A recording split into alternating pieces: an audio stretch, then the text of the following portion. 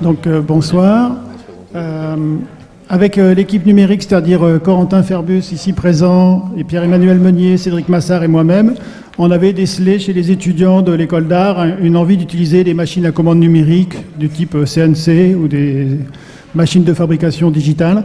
Et donc du coup, on a décidé de mettre en place un partenariat avec EasyCeram, qui du coup est présent ici, qui est le dernier Fab Lab actif sur Limoges.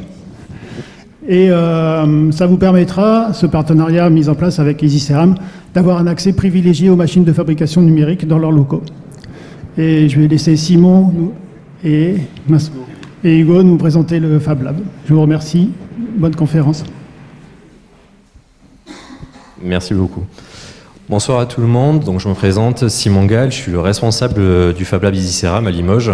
Donc, un Fab Lab qui est, on va dire, incubé par le CTTC, donc le Centre de transfert des technologies céramiques. Donc, tout simplement, on va vous présenter avec Hugo le Fab Lab, notre profession.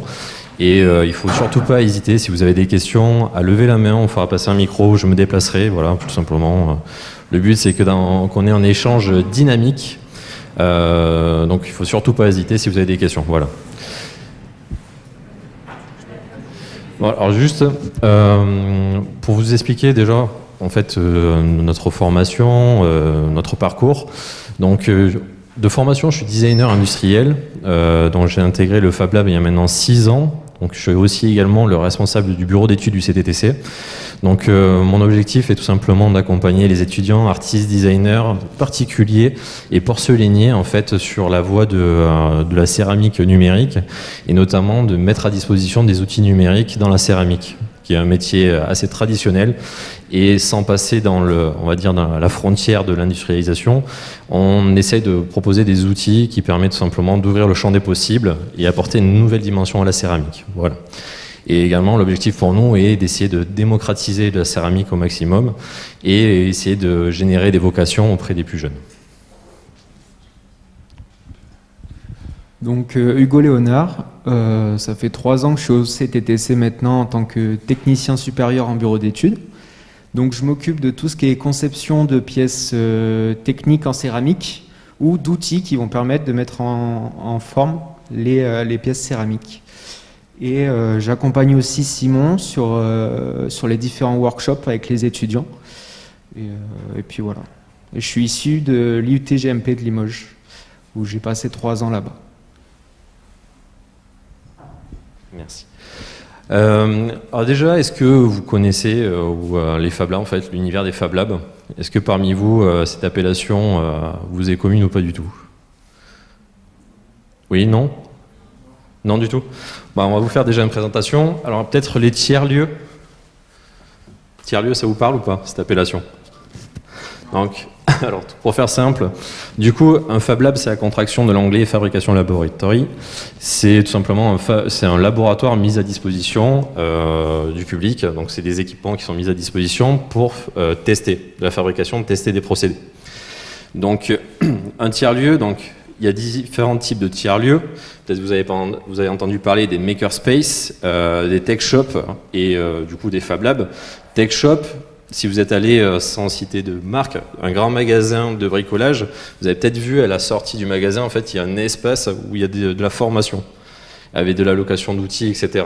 Ça, c'est purement un tech shop, c'est une appellation qui a été tout simplement définie par en tout cas par ce distributeur français.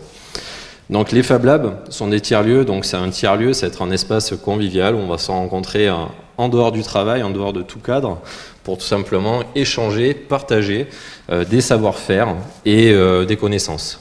Avant tout, c'est ça le Fab Lab, c'est vraiment sous l'idée du partage et de l'échange.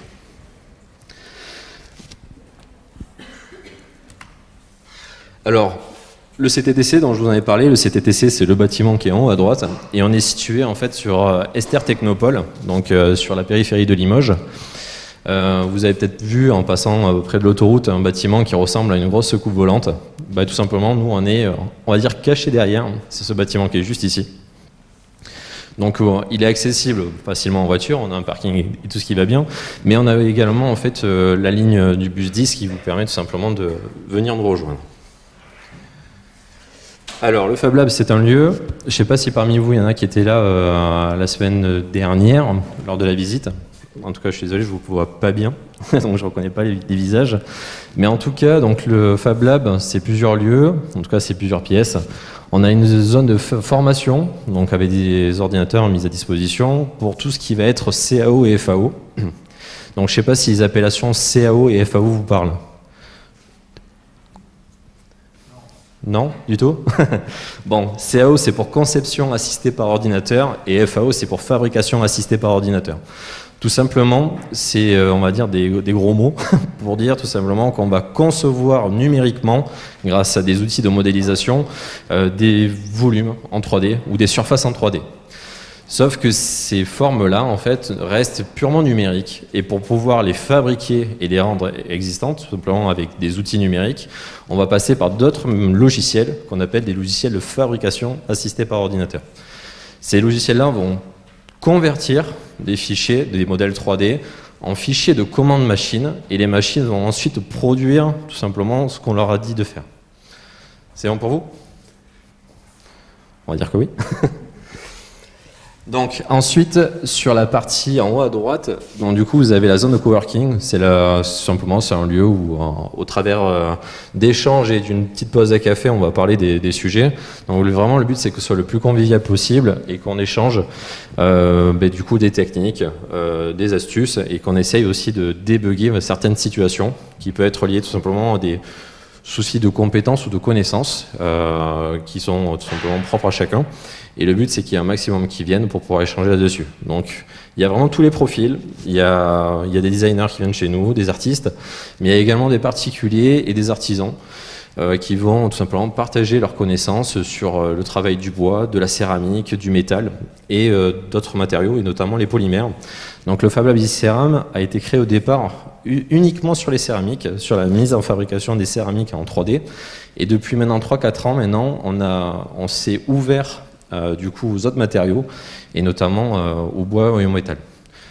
Le fait de combiner les matériaux, ça va tout simplement nous permettre de générer soit des outils qui vont mettre en forme des céramiques, ou soit tout simplement mettant en forme directement les céramiques.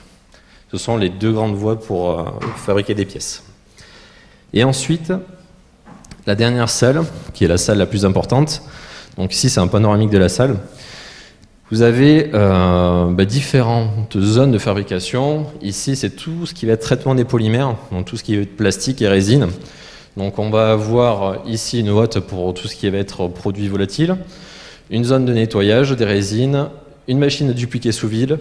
Donc ce sont des machines tout simplement qui vont servir à faire des moules en silicone pour pouvoir faire des pièces en petite série. Donc par exemple, il faut imaginer, vous voulez faire une parure, des bijoux d'apparat, et vous avez tout simplement un motif, un module qui se répète.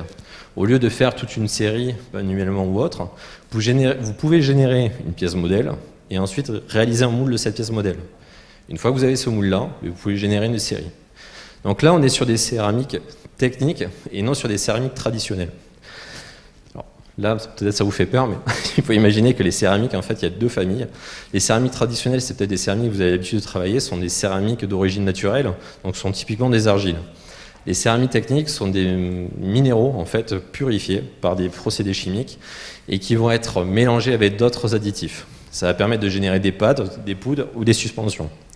Et derrière, pour pouvoir les mettre en forme, on utilise différents procédés. Et la dupliquer sous vide est un procédé de mise en forme de ces céramiques-là. Ici, une zone de fabrication additive autour des polymères. Donc ici, on a une imprimante 3D type FDM et une imprimante stérolithographie. Alors FDM, c'est ce que vous avez l'habitude de voir, ce sont les machines de dépôt filament fondu. Donc on a une bobine de filament, on vient fondre ce filament et on vient déposer la matière. Et couche par couche, on va venir tout simplement fabriquer la pièce. A l'inverse, ici, on ne part pas d'un filament, on part d'une résine. Donc on est sur une voie liquide. Donc la stérolithographie, on a un réservoir de liquide qui est en suspension. On vient avec un laser durcir localement cette résine et ensuite on vient fabriquer la pièce.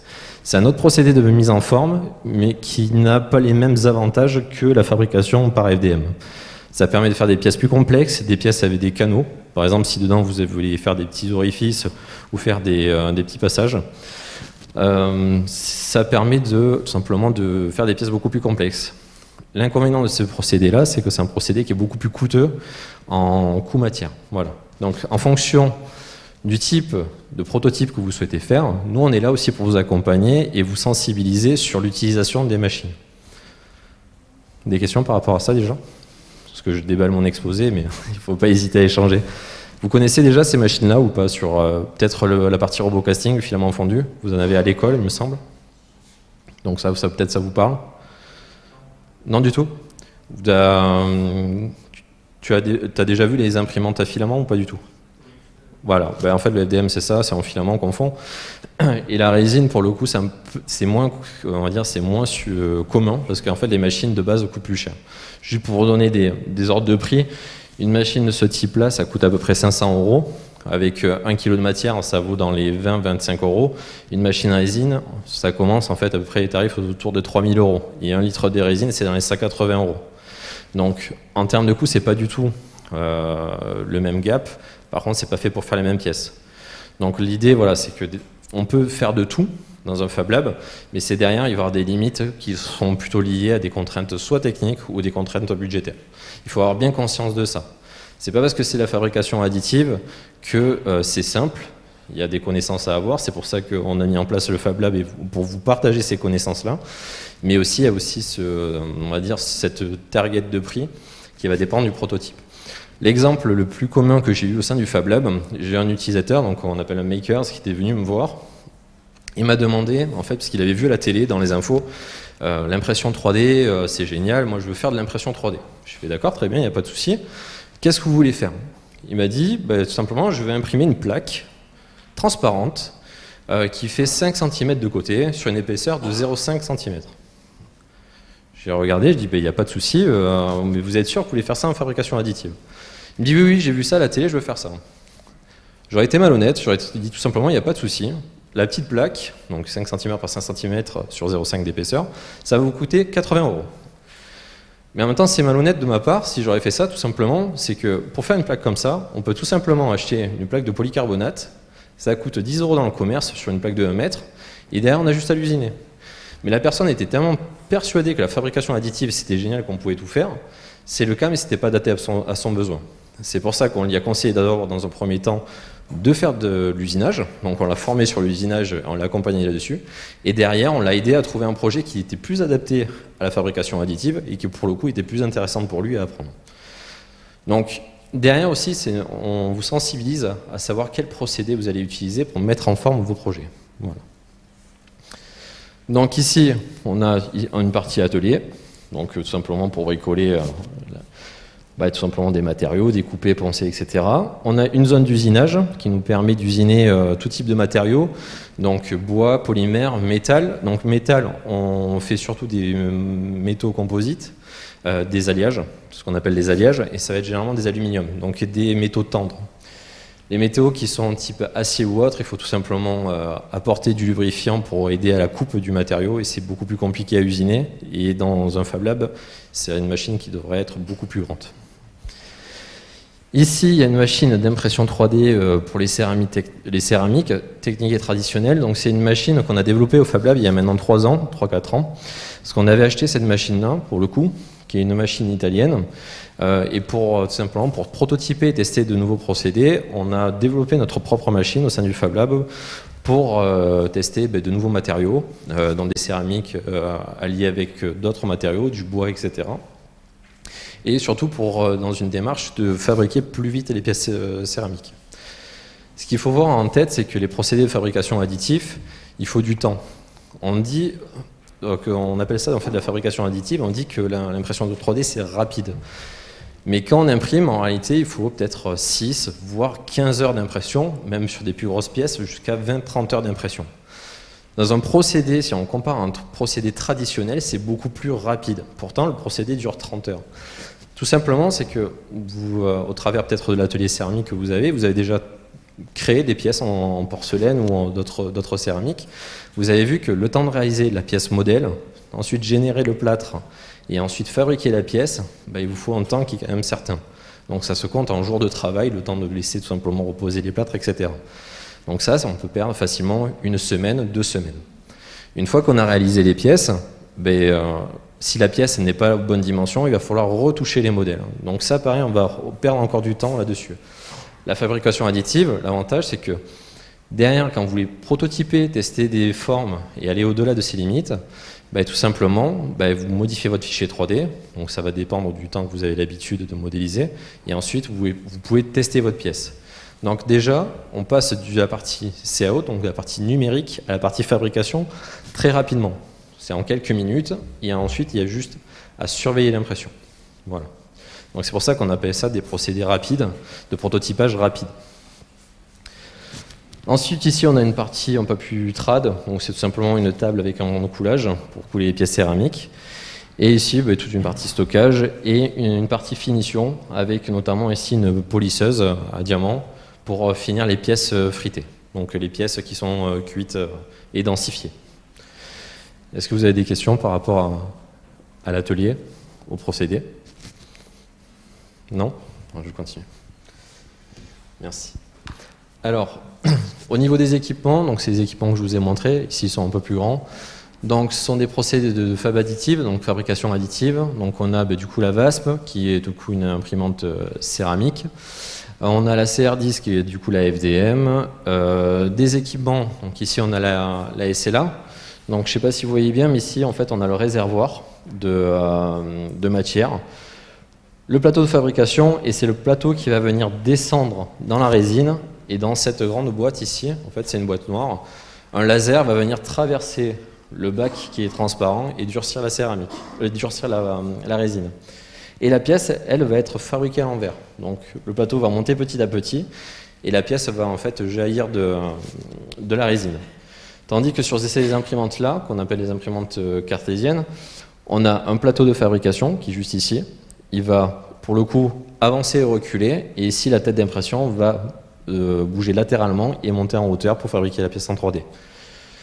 C'est d'ici qu'on dépose la bobine de filament, c'est amené jusqu'à la tête et le dépôt est réalisé sur la pièce. Merci. Donc ici, c'est juste une démonstration pour vous montrer aussi les possibilités de la fabrication additive. Donc là, on est sur la machine prototype qu'on a développée. On est sur une impression de porcelaine. Donc là, en fait, tout simplement, on a pris plusieurs morceaux de pâte de porcelaine qu'on a colorés dans la masse et on est venu les disposer aléatoirement dans le réservoir de la machine. Et ensuite, tout simplement, on est venu faire le dépôt. Donc là, on est sur la pièce avant cuisson et la pièce finie. L'avantage aussi, c'est que du coup, on peut générer du décor aléatoirement ou maîtriser en fonction de comment on maîtrise le procédé. Et on vient apporter de la texturation, soit en venant altérer l'impression, donc tout simplement en faisant bouger l'imprimante, ou tout simplement en apportant de changement de couleur.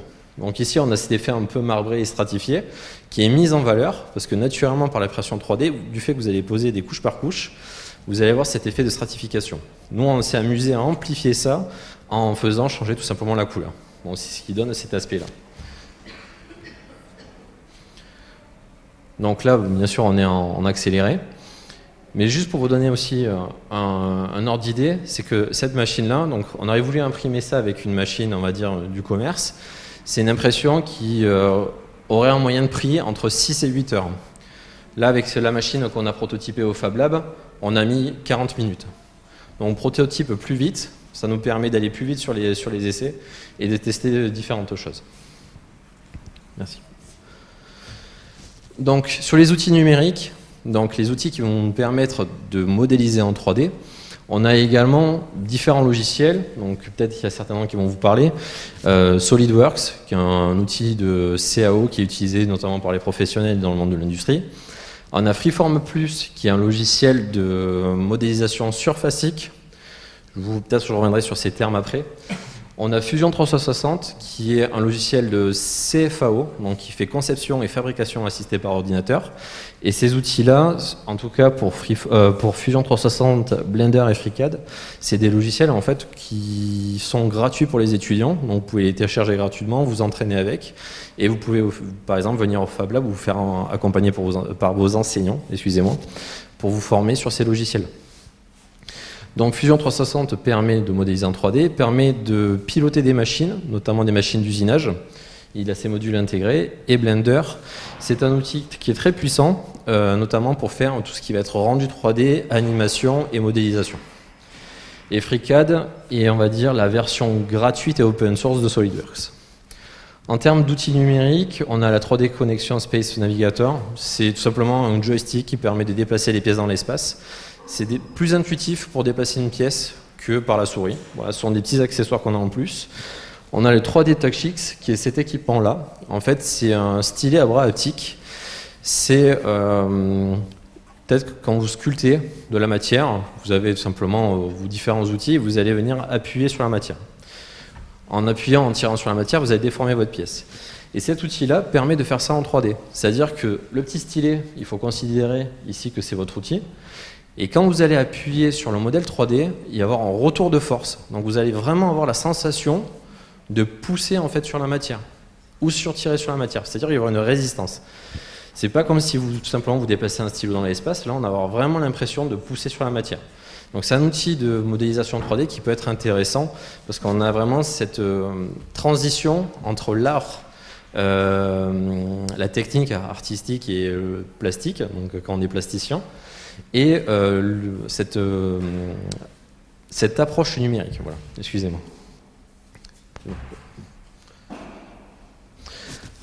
Donc les équipements soustractifs. Donc, quand on parle de fabrication additive, c'est du fait qu'on vient apporter de la matière localement pour pouvoir construire une pièce. Et la fabrication additive, pour le coup, c'est l'inverse. On va partir d'un brut, d'une masse de matière, et on va venir retirer les excédents pour générer la forme. Donc là, on a la commande numérique, on a différents outils à main, on a toute la partie de coulage qui est en bas, et ensuite d'autres équipements, comme le flash UV, la polisseuse, le marbre, le bac à ultrasons, le banc de coulée. Donc ça, c'est à peu près tous les outils que nous avons sur la fabrication AGI. Alors, on propose également des services, dont le Fab Lab, donc du coup, on est une association, on fonctionne par un système d'adhésion, je vous expliquerai ça juste après. Mais dans le Fab Lab, l'idée, c'est que ce soit vous qui fassiez. On n'est pas là pour faire à votre place. Donc pour le coup, en fait, on fait de la formation donc sur les outils de CAO, les outils de FAO, les machines, la conception aussi beaucoup plus globale. Donc si par exemple on va initier à la démarche, donc comme je vous ai dit en début de la conférence, je suis designer industriel et du coup je vous accompagne en fait sur cette démarche de création. Quelles sont les différentes étapes pour aboutir à un projet, pour vous aider à structurer vos idées et pour éviter de louper certaines étapes de conception qui peuvent avoir un enjeu de gain de temps aussi pour vous en termes de créativité et de conception. Voilà. Et du coup, le design de produit, donc ça va être toutes les notions de quand on conçoit un produit, il faut penser du coup à la fabrication du produit et pour rendre ce produit tout simplement viable. Donc il y a un accompagnement sur les projets, parce qu'on accompagne également les startups. Donc on a pas mal de startups qui passent au Fab Lab, qui nous demandent de les accompagner sur le prototypage. Donc on leur conseille des machines, on leur conseille aussi des procédés, et on les accompagne sur la fabrication. Des workshops, donc on fait partie des acteurs pour le Charivari. Donc peut-être vous avez passé l'info, en tout cas on va vous faire passer l'info. Donc on pourra accueillir jusqu'à 10 étudiants pour le Charivari cette année. Et ensuite des événements, on a participé à différents événements dans la ville de Limoges pour tout simplement montrer les excellences des Fab Labs et quel est l'intérêt du coup pour tout le monde. C'est pas juste un lieu où on va fabriquer en 3D une pièce pour remplacer une pièce de Sofrio, donc un Fab Lab à la base c'est ça, mais nous on s'est, on va dire, spécialisé avec les années sur la conception et sur l'aide à la création des projets. Donc au niveau des projets, bon, c'est plusieurs exemples. Donc en bas on avait une formation avec des écoles, notamment un workshop aussi qui a eu lieu quelques années avec une école d'ingénieurs en Pologne qui sont venus à Limoges pour travailler avec le Fab Lab sur la découverte à la chaîne numérique. On a accompagné des designers aussi sur la création de collections, donc au travers de l'outil 3D. Et différents aussi prototypes, notamment là-bas avec une machine que je ne vous ai pas présentée, qui est une machine de binder jetting. Donc c'est une machine très spécifique qui permet de faire des pièces plus aériennes. On va partir d'un lit de poudre, donc ça va être de la poudre de porcelaine qu'on va venir lier par le biais d'additifs. Donc là par exemple ce sont des liants type eau et organique. Et ensuite, un projet que peut-être que vous avez vu, c'est une start-up qui s'appelle Inplanta, donc qui est basée à Esther, à Limoges. On les a accompagnés sur la conception d'une pièce en porcelaine et on travaille avec les porcelainiers pour fabriquer ces pièces-là.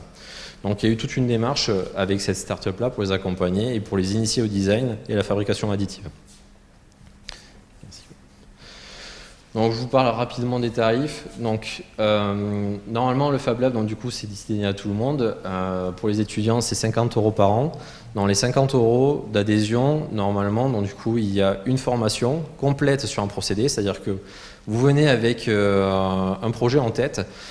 On va passer par la phase d'accompagnement sur le dessin, sur le design. Donc tout simplement voir avec vous quels sont vos besoins, quels sont les objectifs que vous êtes donnés au travers de ce projet. Et on va vous accompagner. Au travers de cet accompagnement, on va passer du dessin à l'outil CAO. Donc on va vous former de sorte que vous soyez autonome sur les outils. Et ensuite, on va vous aider à fabriquer. Donc avec vous, tout simplement, on va pouvoir vous aider à choisir quel type de procédé est adapté à votre projet. On va vous former dessus. Et ensuite, l'objectif, c'est que vous soyez autonome et qu'ensuite, vous veniez au Fab Lab faire par vous-même. Donc, on a développé cette année, du coup, un partenariat avec l'ENSA. Donc on a du coup un tarif exclusif aux étudiants de l'ENSA qui est de 24 € au lieu de 50 €. Donc si vous souhaitez adhérer à titre personnel, ce sera 24 € pour l'année en cours et dedans sera inclus la formation sur un outil CAO et on vous accompagnera sur la création de votre projet. Tout ce qui est machine complémentaire, tu peux passer, super Hugo, merci. Tout ce qui est machine complémentaire, donc là ce sont les tarifs, la boudineuse, etc. sont des équipements tout simplement parce que sur la partie fabrication et sur la génération de pâtes, on peut vous fournir les matières premières, donc c'est des matières premières que nous connaissons, qui sont sans risque, en tout cas on met les EPI associés à ces matières-là. Si vous souhaitez apporter vos matières premières, vous pouvez le faire, il faut tout simplement nous mettre à disposition les FDS, ce qu'on appelle les FDS, ce sont les fiches de données sécurité. Simplement quand vous achetez un produit à transformer, vous avez le droit de demander au fournisseur une FDS qui est en fait un document technique qui explique comment vous devez manipuler ces produits. Voilà, tout simplement, masque. Alors d'aujourd'hui c'est un peu plus simple parce que tout le monde porte des masques, mais c'est être masque, lunettes, ventilation, etc. On a besoin de ça pour tout simplement nous protéger avec Hugo, protéger mes collègues qui sont au CTTC et aussi vous protéger, surtout vous protéger. En termes d'équipement, on a donc la SLA, c'est des tarifs horaires avec la matière. Et ensuite, par exemple, la CNC, c'est des coûts horaires. Typiquement, 1 heure d'usinage sur la machine d'usinage, c'est 5 €. Alors ici, les EC heures, c'est en crédit, parce qu'on fonctionne sur un système de cartes prépayées pour tout simplement éviter qu'il y ait de la petite monnaie qui traîne au Fab Lab. Vous pouvez prendre un forfait de crédit, par exemple de 50 €, et ensuite, derrière, tout simplement, on vous débite. L'objectif pour nous, c'est tout simplement d'amortir les machines. On ne fait pas de bénéfice sur les machines. Vous vendez du consommable, pareil, on vous vend le consommable à prix coûtant. L'objectif, c'est vraiment vous aider dans vos démarches de création et que vous puissiez prototyper plus facilement. Vous vous rendez pas compte, mais quand j'étais étudiant, donc il y a quelques années, quand on faisait des prototypes, les imprimantes 3D, ça venait à peine à rentrer sur le commerce, mais c'était dans le milieu professionnel. Imprimer en 3D et prototyper une pièce, une petite pièce de la taille du micro, ça coûtait à l'époque 300 à 400 € en prestation. Donc on demandait juste de faire un micro de cette taille-là, ça coûtait entre 300 et 400 €. Donc en étudiant, sortir une telle somme, c'est impossible, ou en tout cas c'est très difficile. Donc derrière, les imprimantes 3D ont permis de démocratiser simplement ces outils-là et on met à disposition ces outils pour que vous puissiez prototyper et vous aider simplement dans vos études. Merci. Alors on va faire un petit tour. Alors, si vous avez des questions, je vais vous faire passer le micro. Les QR codes, donc il y a le Instagram, le site internet du Fab Lab, vous avez tout le descriptif avec les différents outils qui sont à disposition. Et le dernier QR code, c'est tout simplement ma carte de visite. Donc je ne peux pas vous faire passer de carte de visite à cause du Covid, tout simplement. Alors si vous souhaitez me contacter, vous pouvez accéder par le site internet du Fab Lab. Voilà. Alors, est-ce que vous avez des questions par rapport à cette présentation, par rapport aux outils numériques? Par rapport à vos démarches, je ne sais pas si déjà par rapport à vos projets, vous y voyez un intérêt, ou ne serait-ce que pour tester ces procédés-là.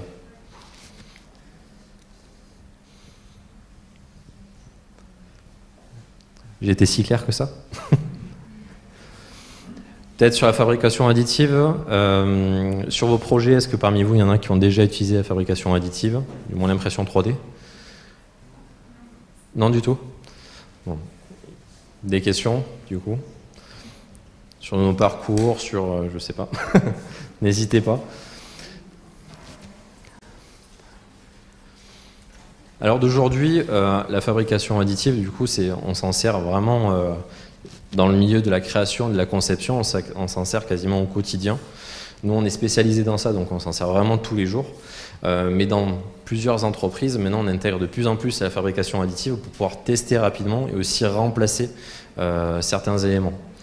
Par exemple, vous, dans votre démarche artistique, est-ce que vous avez déjà pensé ou initié ces démarches-là pour acheter une machine ou voir avec par exemple des Fab Labs pour fabriquer des pièces? Non du tout. Bon. Est-ce que vous avez des exemples d'artistes qui sont venus vous voir? Et puis vous pouvez en faire une petite anecdote ou quelque chose comme ça? Oui, des artistes. Oui, alors typiquement, il y a quelques années, il y a une artiste qui s'appelle Charlotte Pringuet-Cessac, qui est une artiste niçoise qui est venue au Fab Lab. On l'a accompagnée sur la fabrication additive. Donc, son projet était de, on va dire, revaloriser des fouilles archéologiques et trouver une mémoire de l'objet par différents procédés, notamment le son et la mémoire de l'objet. On l'a aidé à traiter numériquement des fichiers 3D. Donc on est parti de scan 3D. Je ne vous ai pas parlé de scanner 3D, mais on a un scanner 3D aussi au Fab Lab. On va venir scanner des pièces et au travers de ces pièces-là, on va générer ce qu'on appelle un nuage de points. Ces nuages de points, tout simplement, ça va être que les points visibles de l'objet. Tout à l'heure, je vous ai parlé de surfacique et de volumique, sans trop rentrer dans le détail pour éviter de vous assommer, vu qu'on arrive en fin de soirée. Le volume, il faut imaginer une boule. Donc c'est tout simplement une sphère qui est remplie de matière. Une sphère, c'est que sa surface. Quand on prend en scanner 3D des pièces, on va acquérir que la surface de ce qui est visible.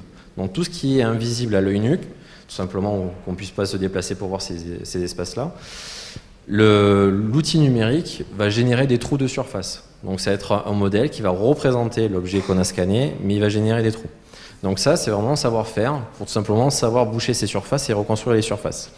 Cet artiste, en fait, a souhaité extrapoler ces défauts-là générés par le numérique en générant aléatoirement et en sculptant ces surfaces-là. Donc ensuite, une fois qu'on a généré ces modèles 3D, on a tout simplement développé et imprimé en 3D ces pièces en céramique. Donc il y a eu toute une recherche là-dessus, sur la mémoire de l'objet, le transfert aussi, faire le parallèle entre le traditionnel et le numérique, et on l'accompagnait là-dedans. Il y a eu d'autres artistes qui nous ont demandé de faire des modèles 3D à partir de scans 3D des pièces plus petites, notamment un artiste qui souhaite, on va dire, grandir des ours en guimauve. En fait, c'est des petits oursons en guimauve, on les a scannés en 3D, on les a reproduits à plus grande échelle pour pouvoir faire des moules, pour les faire en céramique. Voilà. Notamment au début du PowerPoint.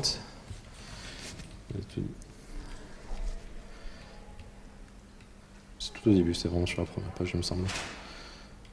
Voilà.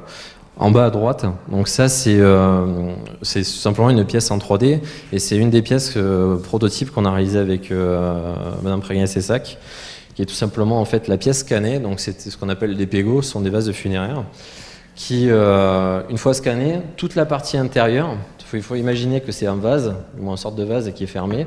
Toute la partie intérieure n'a pas été acquise par le scanner 3D, donc on a vraiment un trou béant. Le logiciel a généré une forme, tout simplement, il a essayé de fermer les surfaces, et ces surfaces-là, au travers des procédés, on a essayé de les fabriquer. Donc ce que vous voyez ici, c'est ce qu'on appelle les supports de fabrication. Là, pour la démo, on a coupé la pièce en deux pour voir comment se comportait la matière pour les cuissons.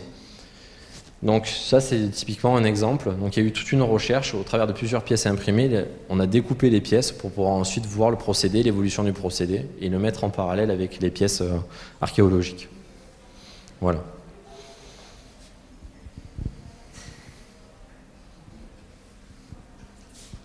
Oui. Pour Charivari, il faut avoir été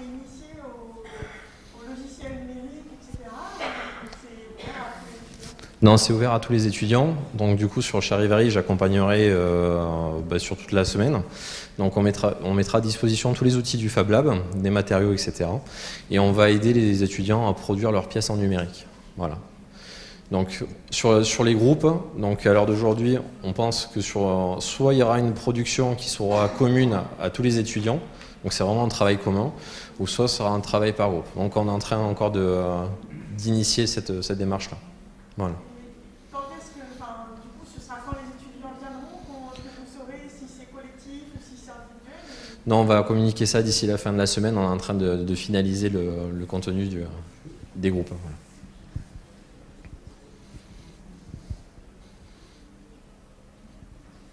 Pour vous, est-ce que vous avez vraiment déjà utilisé un outil numérique, le logiciel de CAO ou FAO? Non du tout? À aucun moment? D'accord. C'est une démarche que vous pensiez intégrer un jour dans vos recherches ou pas du tout? Oui? Peut-être en parler un peu plus? Je peux te passer le micro? Ouais? Ah oui, excusez-moi. Avec les masques, oui, je suis désolé. Oui, effectivement, d'accord.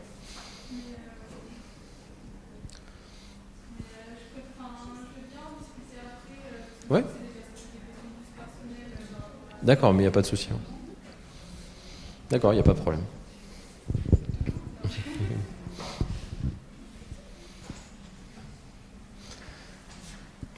Moi, je ne sais pas si vous avez des questions par rapport, par rapport à vos recherches. Oui.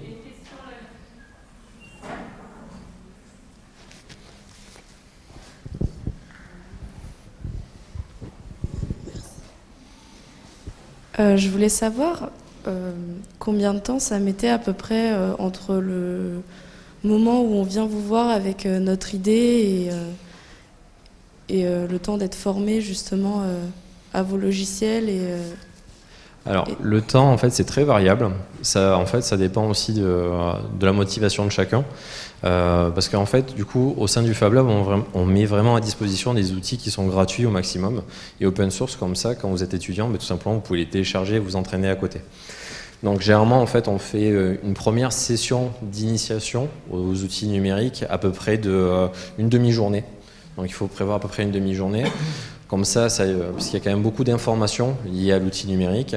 Et une fois qu'on a initié l'étudiant à ces outils-là, on passe par des TP. Donc on fait vraiment des petits travaux autour de l'outil.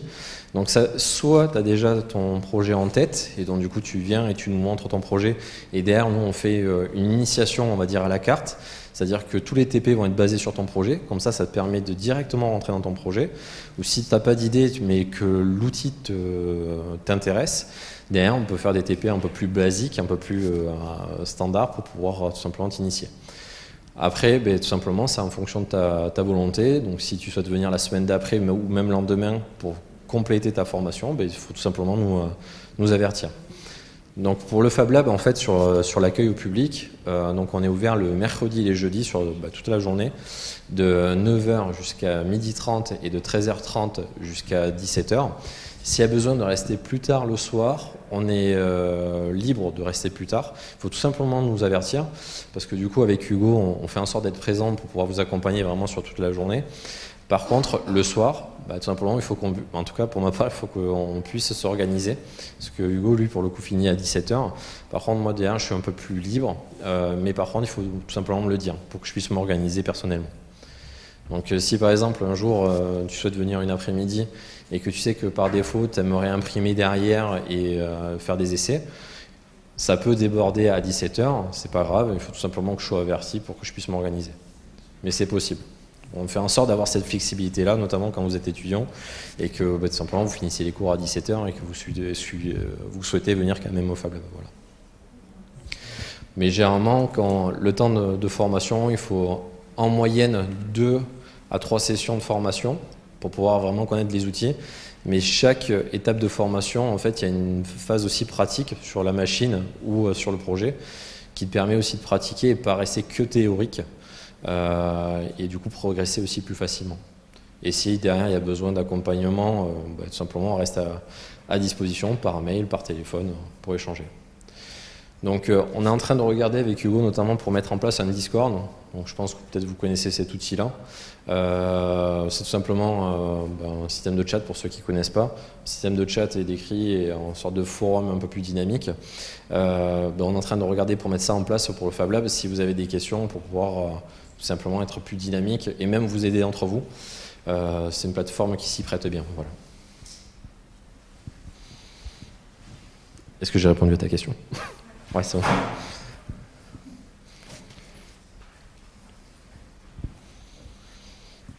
Pas d'autres questions? Bon. Bon, merci en tout cas pour votre écoute. Merci d'être venu. Merci. Donc, pour ceux qui souhaitent, donc, du coup, vous pouvez échanger avec nous par email si vous avez besoin de plus d'informations. Et si vous souhaitez également visiter le Fab Lab, tout simplement envoyez-nous un email ou appelez-nous au CTTC et on vous fera en sorte de vous trouver un créneau pour vous faire une visite. Voilà. Il ne faut pas hésiter, on est là pour ça et pour vous accompagner sur vos projets. Bonne soirée à vous, merci beaucoup. Bonne soirée.